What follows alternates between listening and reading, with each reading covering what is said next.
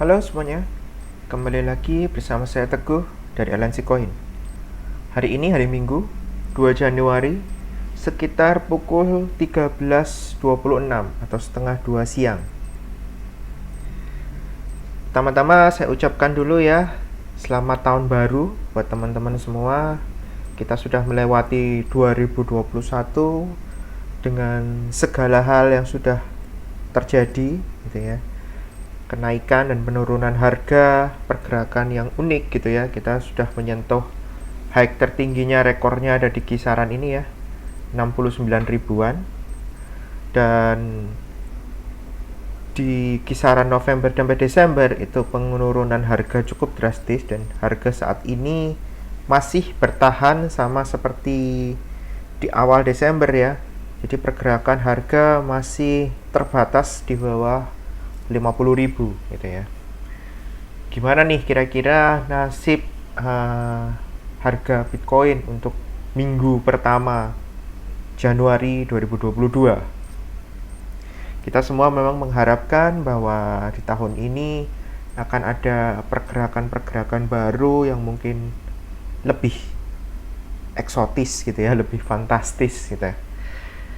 Kalau saya pribadi juga mengharapkan hal yang demikian, namun untuk di minggu pertama ini sepertinya sih tidak akan terlalu banyak perubahan gitu ya kalau dibanding dengan minggu-minggu sebelumnya. Karena kalau teman-teman perhatikan di sini juga bahwa garis-garis baik itu support maupun resisten yang lebih kecilnya gitu ya, yang lebih kecilnya dia masih tetap jadi membatasi antara 46 ke atas gitu ya, 46 ribuan sampai ke batas 50-51 gitu ya.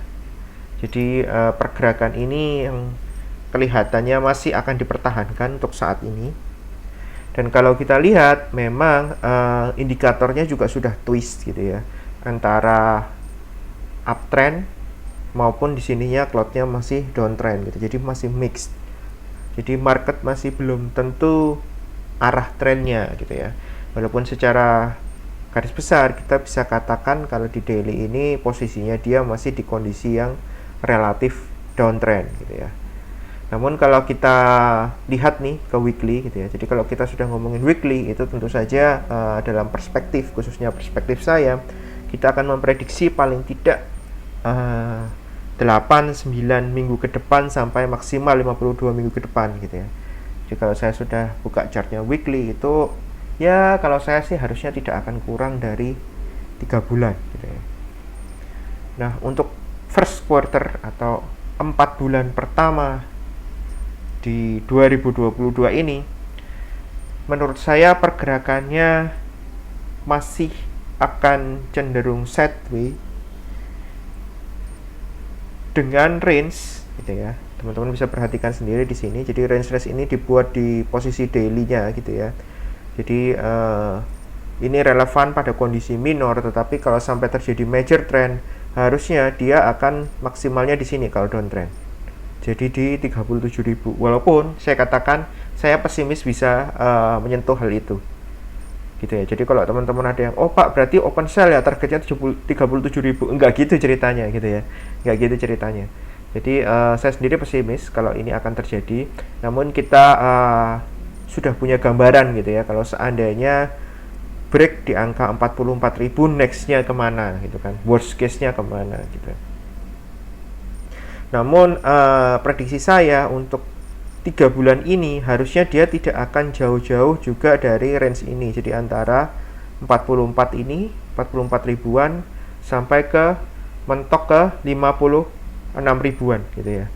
Jadi kalau saya katakan 4 bulan pertama itu berarti kira-kira sampai April gitu ya.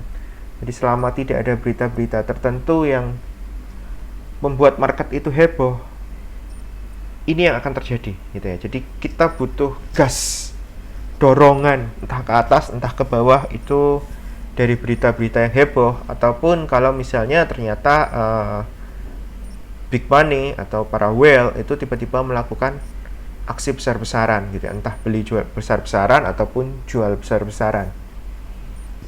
Tapi selama itu tidak terjadi, harusnya kondisi normal dia akan cenderung sideways di area ini.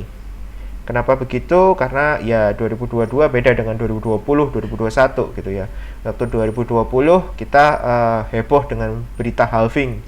Walaupun saya sempat, kalau teman-teman lihat, saya sempat katakan juga ini tidak akan terjadi saat hari halvingnya, tidak akan. Paling tidak efeknya itu butuh kurang lebih 4-6 bulan. Dan kemungkinan hebohnya adalah di 2021 awal atau pertengahan. Namun ternyata saya agak meleset juga gitu ya. Karena harga tertinggi dari BTC itu justru di akhir-akhir dari 2021 gitu ya. Teman-teman bisa lihat dari chart ini gitu ya. Jadi minggu-minggu kesekian setelah bulan Oktober. Jadi kalau ditanya apakah saya meleset? Ya, saya meleset karena prediksi awal saya adalah harusnya ini doang itu sudah paling tinggi dan harusnya tidak new high lagi gitu ya. Tapi ternyata saya meleset dan dia membuat high yang baru gitu ya. Bagaimana di 2022? Prediksi saya 2022 itu terutama first quarter gitu ya, first quarter itu pergerakannya masih akan tertahan di area ini sebelum ada aksi besar-besaran gitu. Di ini kan sudah 3 minggu ya di sini ya. Harusnya nanti akan ada 2 ke 4 678 lagi. Itu. Oke. Gimana menurut teman-teman kira-kira di 2022 ini terutama di first quarter ini kira-kira seperti apa?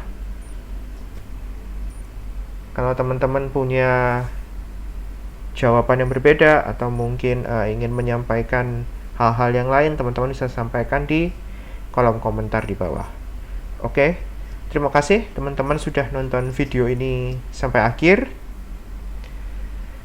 Kita akan ketemu lagi di episode-episode berikutnya. Teman-teman bisa komentari, teman-teman juga bisa share, subscribe supaya tidak ketinggalan informasi-informasi terbaru dari kami Aliansi Koin.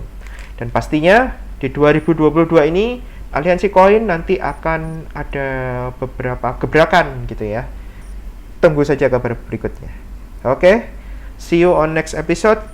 Stay safe, stay healthy, dan sukses selalu buat kita semua. Selamat tahun baru 2022.